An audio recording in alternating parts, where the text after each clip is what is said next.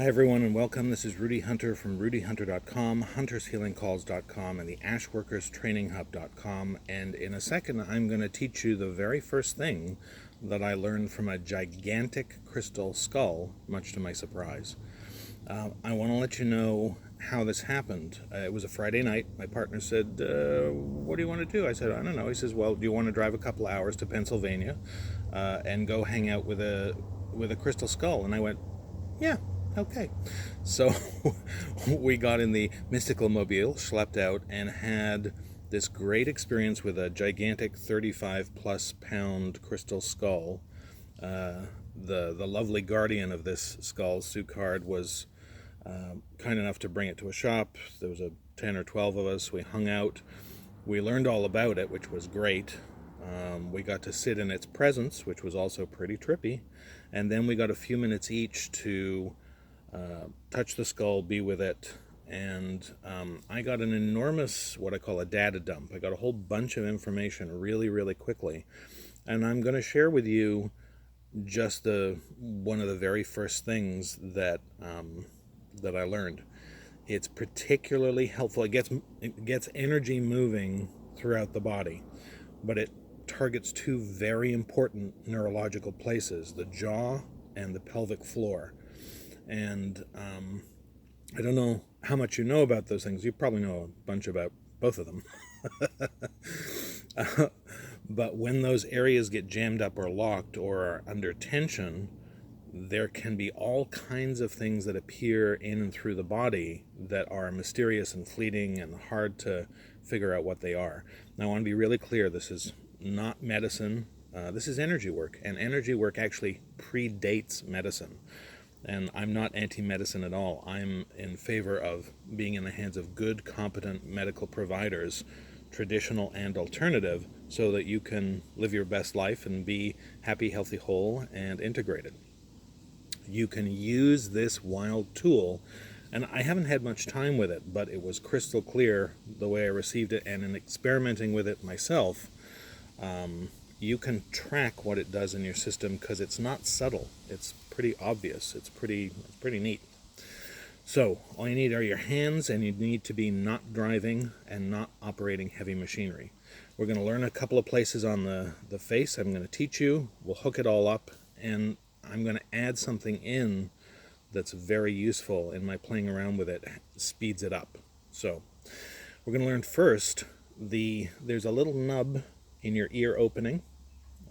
It's probably got a real name, but I call it the ear nub. And you're going to be placing your two middle fingers just in front of the nub. You're not sticking your fingers in your ear. They're just resting on the skin in front of the nub. There is no pressure to speak of. Think about touching a baby's face, that amount of pressure, all right? So no pressure. You're going to touch here and here. And then the next place you're going to learn, we're going to be touching all these places simultaneously, is called the ramus, or the angle of the jaw. So there's a lot of really delicate structures around where your jaw bends, so you're not going to go poking. You don't want to do yourself a mischief or injury or get into any kind of trouble. Again, light pressure.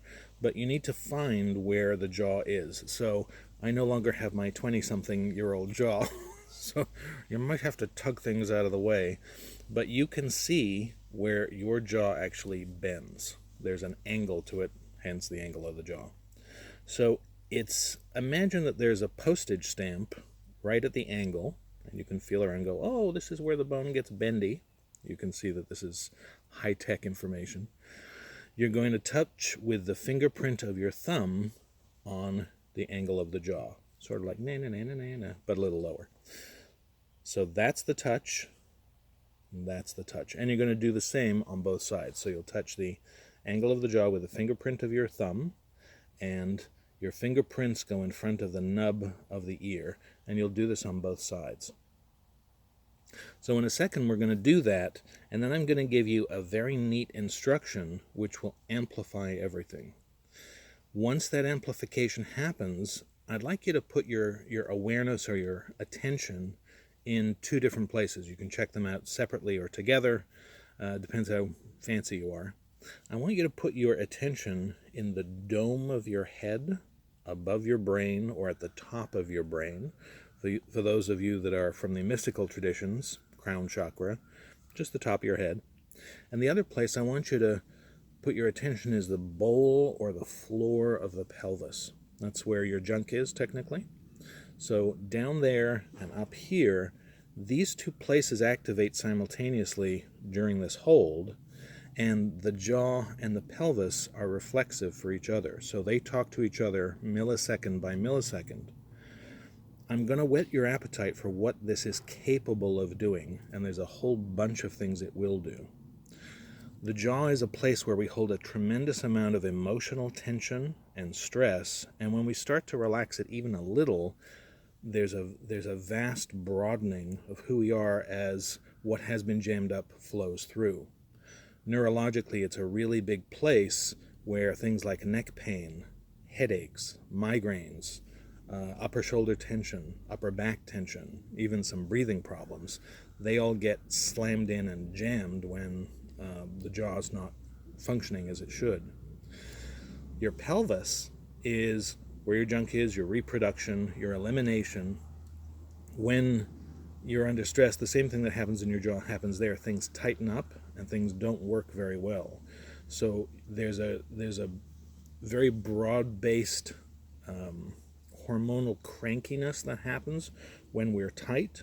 So even as that starts to relax just a little bit, there's literally a fluidity, and that's literal, a fluid flow, which is natural, that happens and allows us to feel lubricated in life. So we walk better, we make love better, we are more relational with people. So these two places activated together, it's a really big deal. But don't take my word for it. We're going to do it together, and I'll give you an instruction when we're in that pose. And you want to be safe and sound with this. I'd like you to be able to close your eyes safely, so no driving, no operating heavy machinery, because your visual system will hijack your attention. Any bright, shiny object or butterfly or wind or whatever that enters your visual system, your attention will tend to go there.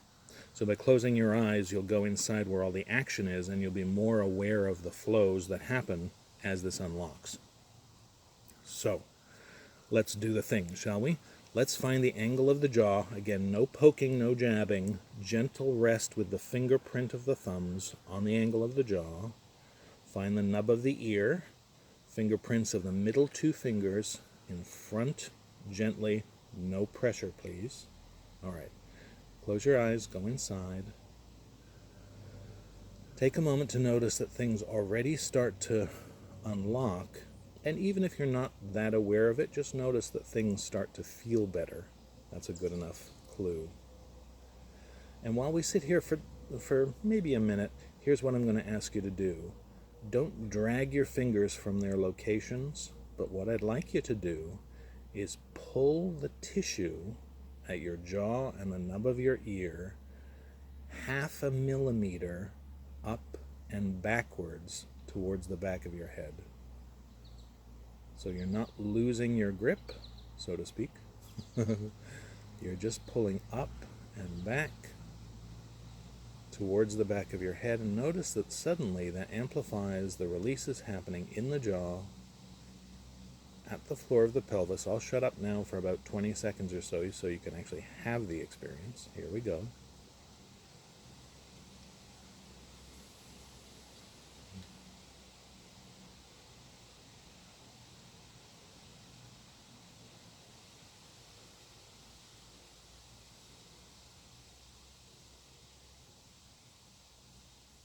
And then very slowly allow your eyes to open, undo the tug, release your hands, and notice that even in this short time that we've done this together, when you come back, things are brighter. They're sharper. They're actually more open and more flowing. And you may notice that immediately, and you may just have a vague sense that, oh, that was nice. That's the same thing. So we did a really short version of this. Spend a minute or two in this position. If you want to, don't make a part-time job out of it, but if you want to do it every day for 3 days, I do a lot of stuff when I'm having coffee in the morning. So play with it. What we're interested in is, I already have a pretty good inkling of what this does and how things move, but we want to know what it does for you. So comment below, let us know when you did this position, what your experiences were. We want to know that because it's fun to share, and it's also, we're nosy. And much to my surprise, this is the first of very many things that came from Cobb. That's the crystal skull's name. It's K-A-B.